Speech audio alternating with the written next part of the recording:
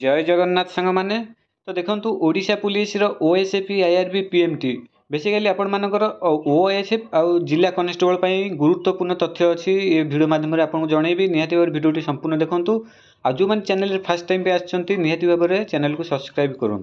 तो देखो OSF district constable को जीवा पूर्व आपण मैंने देखुए आज आपण मानकर वेबसाइट खोलुनी ओडिशा पुलिस आपण मैंने चेक करेंगे आउ यहाँ आपण मानी गोटे खुशी खबर आसापी जाऊँगी जोटा कि वीडियो लास्ट कहबी फास्ट ओएसएफई आईआरबी पीएमटी पिला कही रखुची। तो ओएसएफई आईआरबी पिलांकर आपण मानकर जॉइनिंग आपण मानकर आपण मानकर गोटे 10 दिन भितर ही आपण मानकर कंप्लीट होबो सेति रेडी रुहंतु। ऑफिशियली आपण मानक अपडेट भी आसी सारिची आ पीएमटी पिला मानकर खूब शीघ्र आपण मानकर पब्लिश होबा पई जाउची जोटा कि आपण मानकर फाइनल मेरिट लिस्ट रो जो माने आपण माने जॉब पई जिवे। ओके तो आपण मैंने समस्त रेडी रुहतु। एबे जिबा आमे ओएसएफ डिस्ट्रिक्ट कनेस्टेबल समस्त मन में क्वेश्चन थिला कि केबे आसीबो आ एते पदवी आसीबो एते लेट काहेकि हैला। तो ता पूर्व कही रखुची पदवी आसिया पूर्व आपण मैंने गोटे कथा समस्त ध्यान दियंतु। देखंतु आपण मानकर ओएसएफई आईआरबी पीएमटी रे कोर्ट केस होता जोटा कि बहुत सहजर मुकुली गले।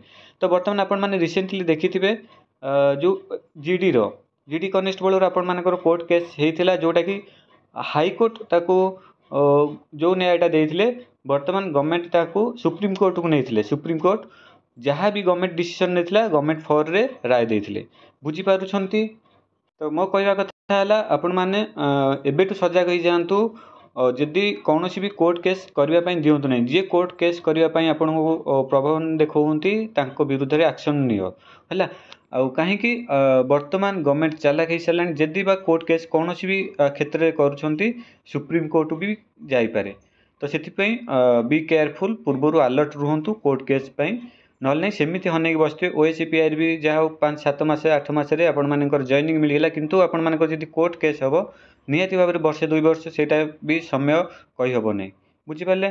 तो ये मेन टॉपिक ऊपर जावा ओएसएफ आउ डिस्ट्रिक्ट कनेस्टेबल।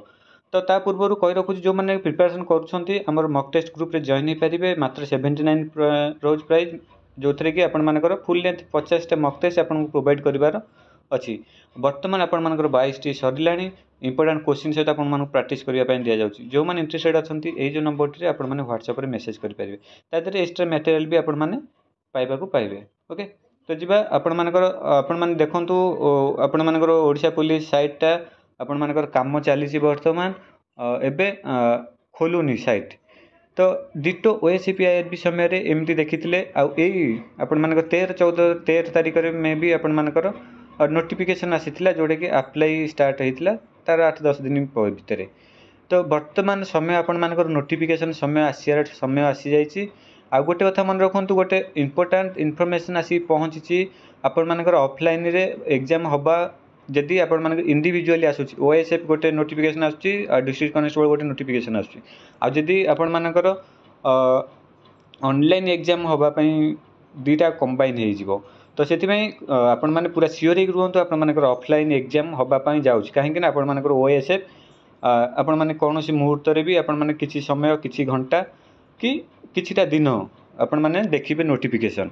तो पर्टिकुलर आपण मैंने वेबसाइट विजिट करूँ आपण मैंने डिटेल्स जानीपर कारण समय आसी जाइए आउ अपेक्षा करने ही समय ना बर्तमान जो मैंने प्रिपरेशन करूना निहाती भाव में ही करूँ आउ समय ही ना आ बहुत जल्दी ये आपण मानकर रिक्रुटमेंट कंप्लीट हम ना आपण मैंने कोर्ट केस कले भी कौन फरक पड़ो किसी हबार ना आपण मैंने प्रिपरेशन करूँ गवर्नमेंट तार रूल अनुसार से कंप्लीट करदेव।